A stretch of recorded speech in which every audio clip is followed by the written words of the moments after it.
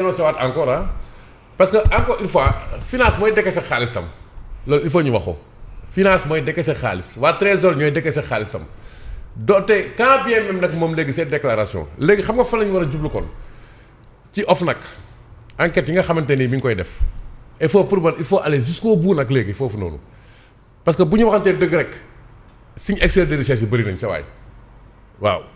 léegi nag ñu ngi leen di xaar. léegi man je crois que tegle bu jubee ci ndapp njëkk ya la parce que ñoom ñoo ne jubal jubbanti dafa am lu ma jaaxal fii. tegle bu jubee ci ndapp njëkk ya la waaw parce que base baa ngi ci suuf. mooy base baa ngi ci bu foofu wengee rek li ci def moom day gaaw a daanu. moom président de la république. patrimoine bu mu déclaré xam nga leeru ba tey nit ñi Bassirou Diomaye Faye. wala ba tey amul lu ñu ci leer xam nga. entre valeur vénale ak valeur réelle ak yooyu noonu. dëgg-dëgg koppar gi da mu tolloon. wax jooju gas nañ ko teg ci suuf. mais élément nu jëriñ ba woon. Ousmane Sonko xam nga lu tax moom nag moom symboliquement dafa nekk opposant kenn laaju ko mu génne alal ne lii laa am ñu ñëw ne ko jëwriñ dafa mel ni nag am nga loolu nëbb quoi loo waxul ba tey. léegi xam nga loolu la moo ko doon tracé Pierre Simon Faye. waaw ñun Sénégalais yi duñu xam dara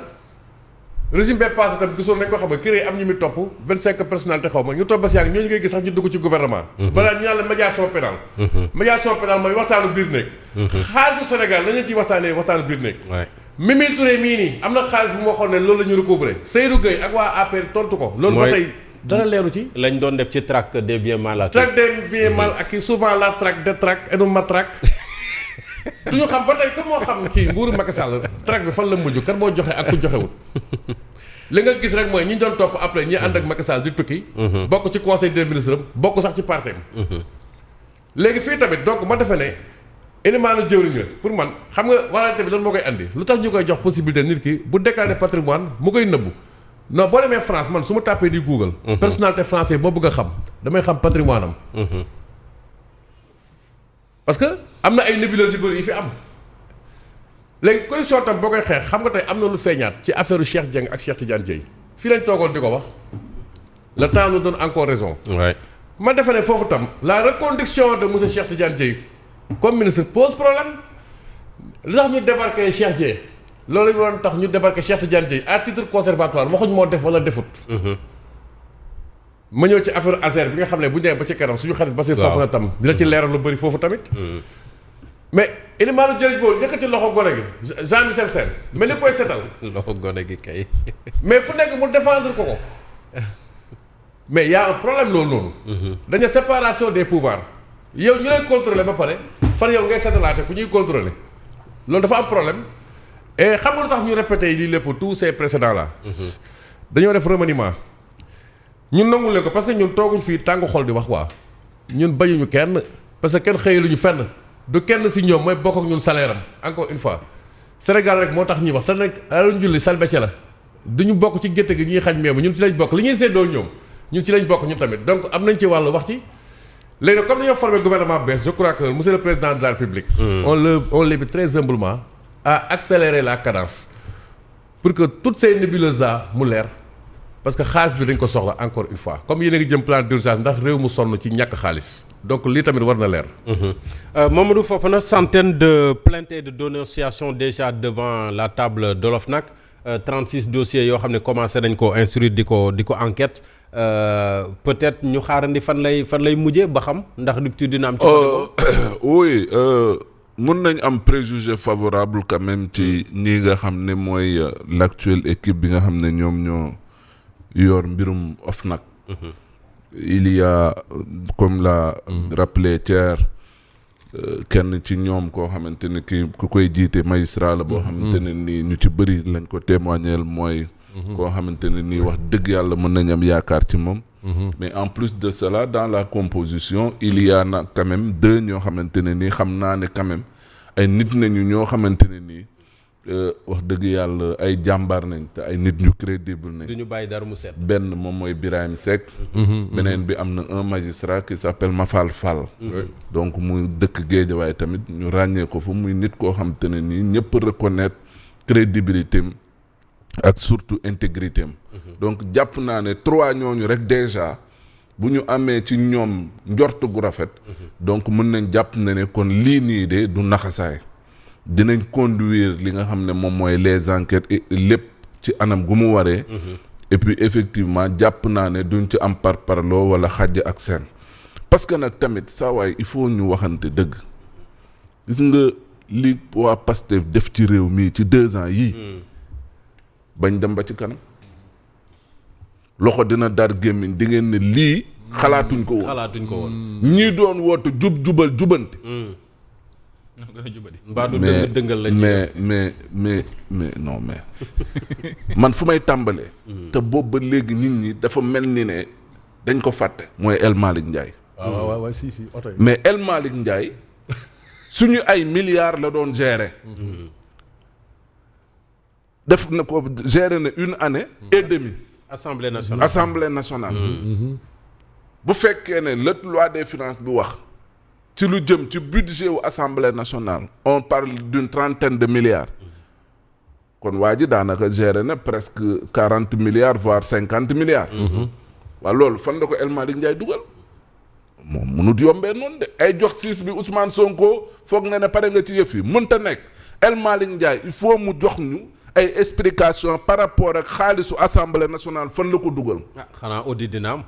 non bañ a am El Malick moom mënut tirer nii comme ça d'affaire rek pour ñu ranger fii yëpp par perte et profit non mënta nekk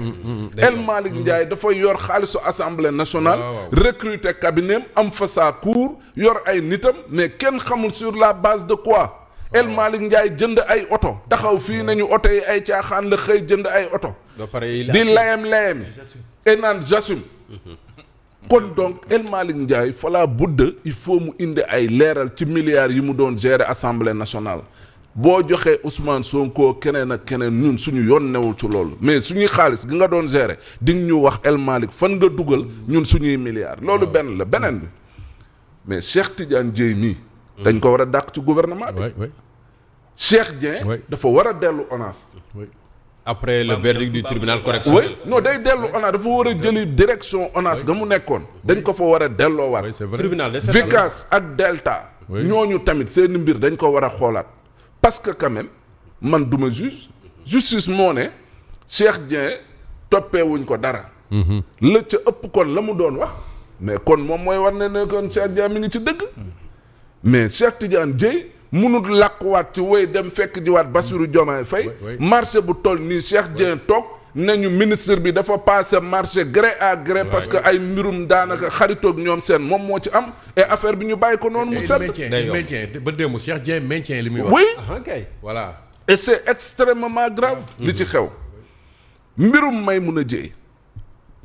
taxaw fii ñu ne ñu yooyu yaay 5 milliards nañu génn ci loi de finance a ko wax de man waxuma ko ba léegi de ñoom ñoo bind ci loi de finance rectificative année 2025 ne génn nañ 5 milliards pour séddale ko ñii nga xamante ne nii ñoom ñooy ñu doon toj ak di sàcc alalu jàmbur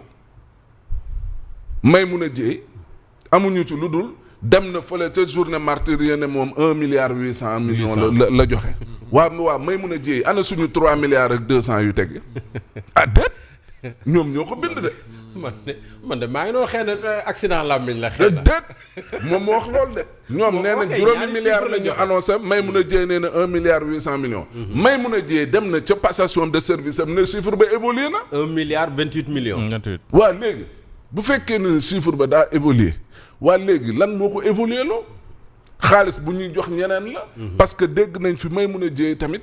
génn ab communiqué ne waaw ñi nga xamante ni seen doom dañ ci loru jarul ñuy uti certificat d'hérédité nañ ñëw ñu jox leen fukki millions yi après ñu dem uti certificat d'hérédité mais dans quel pays sommes-nous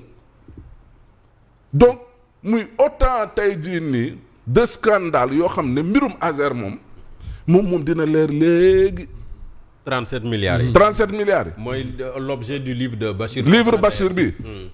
dina am rebondissement léegi di ngeen dégg léegi la ca xew man de yàqamti naa ko lire dama ne waxuma livre bi de dama ne au-delà de ce livre là bi nga xam ne sa waay daf ci am yoo xam ne ay correspondance ak yëpp mais dama ne dossier bi dina am rebondissement boo xam ne yéen ñëpp diggantee seen gémm pour dire que li xew ak ñii waa Pastef mënuñu ko passer sous silence li xew ak ñi nga xamante ne nii dañoo taxaw fii nañu jubal jubbanti ay audit mënu cee ñàkk yenn direction yi l'ONAS port autonome de Dakar CDC ARTP ak yeneen dinaa ci dikk mais ñooñu mënuñu leen bàyyi comme ça ñu gérer te dem seen yoon c'est pas possible il faut ñu xoolaat ko parce que seen gestion am na ci yoo xamante ni da ngay dégg nit ñi di ko wax yoo xamante ni président de la République mais par rapport ak li nga woote ak li nga xam ne moom nga bëgg a jëmmal il faudrait que ces gens là ñu wax ñu li nga xam ne loolu nañ doon gérer lan ak lan nañ ci def mënuñu ko bàyyi moom mu sedd mënoo leen jàpp waa kër Macky Sall yi tëj vous prenez un homme d'affaires comme Khadim Ba mais téye ko ci kaso bi boppi boobu kenn xamul lu ko waral